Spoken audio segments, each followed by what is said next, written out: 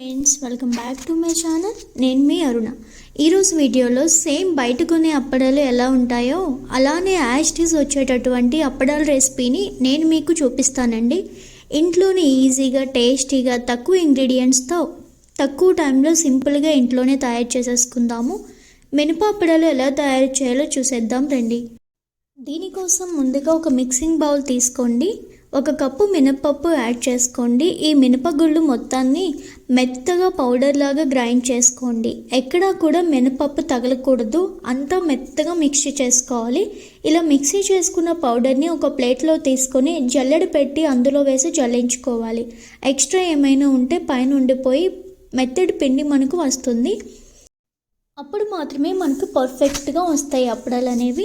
పిండిని ఈ విధంగా జల్లించుకున్నాక ఇప్పుడు 1/4 టీ స్పూన్ దాకా సాల్ట్, అలాగే 1/2 టీ స్పూన్ వరకు బేకింగ్ సోడాని తీసుకోండి.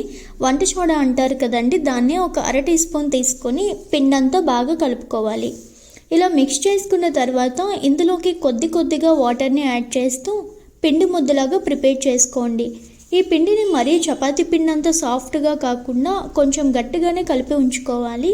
1 కప్పు మినపప్పుకి 1/2 కప్పు కన్నా కొంచెం నీళ్ళు ఎక్కువగా పడతాయి అంతే. మీరు అలా కూడా తీసుకొని గట్టిగా కలిపి పెట్టుకోండి. ఇలా పిండిని మిక్స్ చేసుకున్నాక ఇందులో 1 టేబుల్ స్పూన్ వరకు ఆయిల్ వేసుకోండి. ఆయిల్ వేసి పిండిని బాగా పట్టించాలి. ఆయిల్ వేసాక ఇలా మరొకసారి బాగా కలిపాక ఇప్పుడు ఈ పిండి ముద్దను వీడియోలో చూపిస్తున్నట్లుగా పిండిని చపాతీ కర్రతో కొడుతూ ఉంటే పిండి అనేది సాఫ్ట్గా అవుతుంది. అలాగే చపాతీ కర్రతో కనీసం ఒక 4 నుంచి 5 నిమిషాల పాటు ఇలా కొడుతూ పిండిని సాఫ్ట్గా ప్రిపేర్ చేసుకోండి. ఇలా 5 నిమిషాలు చేసిన తర్వాత ఈ పిండి ముద్దను ఇంకొక 4 నుంచి 5 నిమిషాల పాటు వీడియోలో చూపిస్తున్నట్లుగా చేత్తో ఇలా ఒత్తుకోవాలి. మొత్తానికి కనీసం 10 నుంచి 15 నిమిషాల పాటు బాగా ఒత్తుకోవాలి. ఎంత బాగా ఒత్తుకుంటే పిండి అనేది అంత సాఫ్ట్గా అవుతుందండి. ఇంట్లోనే చాలా ఈజీగా అప్పడాలు చేసేసుకోవచ్చు, అది కూడా హెల్దీ వేలో. పిండిని ఇలా సగం తీసుకొని రౌండ్గా పొడవుగా చేసుకోండి. ఇలా చేసిన తర్వాత వీడియోలో చూపిస్తున్నట్లుగా చిన్న పీసెస్ లాగా కట్ చేసుకోవాలి. ఈ విధంగా అన్నీ కట్ చేసుకున్న తర్వాత ఒక్కొక్కటిగా తీసుకొని కింద కొంచెం గోధుమ పిండి వేసుకొని చాలా పల్చగా చేసుకోవాలండి. వీలైనంత పల్చగా మనం అప్పడాల్లో చేసుకుంటేనే మనకి అప్పడాలు అనేవి చాలా బాగా పొంగి క్రిస్పీగా అయితే వస్తాయి. ఇప్పుడు దీన్ని ఏదైనా బాక్సులో మూత తీసుకొని కానీ ఇలా మీకు కావాల్సిన సైజులో ఇలా రౌండ్గా కట్ చేసుకోండి. ఇలా చేస్తే మనకు చూడడానికి కూడా బాగుంటాయి కదా.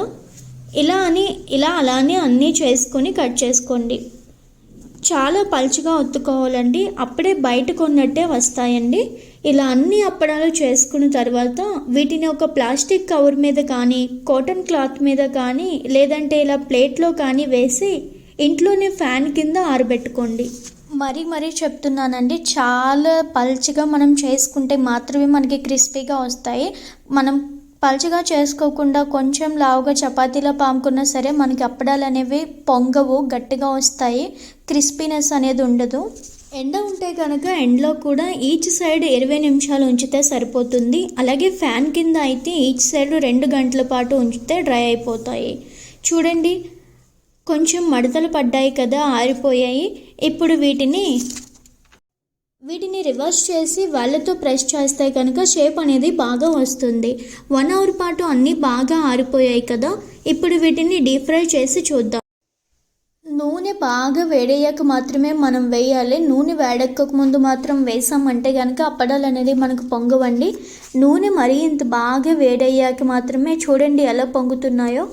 అప్పడాలు అయితే చాలా బాగా వచ్చాయండి. నేనైతే డిఫరెంట్ షేప్స్ చేసుకున్నాను, ఒకటే షేప్ కాదు. ఎందుకంటే నా పాప కోసమని నేను ఇవి చేశాను. తను మరీ పెద్దవి ఇచ్చేస్తే తిందు కాబట్టి చిన్నగా కూడా చేసుకున్నాను. అంతేనండి, ఇంట్లోనే ఈజీగా సింపుల్గా హెల్దీ వేలో అప్పడాలు అయితే రెడీ చేసేసుకున్నాం కదా.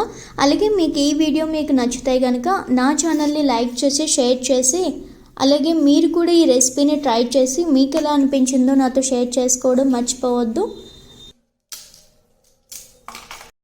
సౌండ్ విన్నారు కదా ఎంత క్రిస్పీగా వచ్చాయో. నా ఛానల్ని సబ్స్క్రైబ్ చేసుకోండి. Thank you for watching.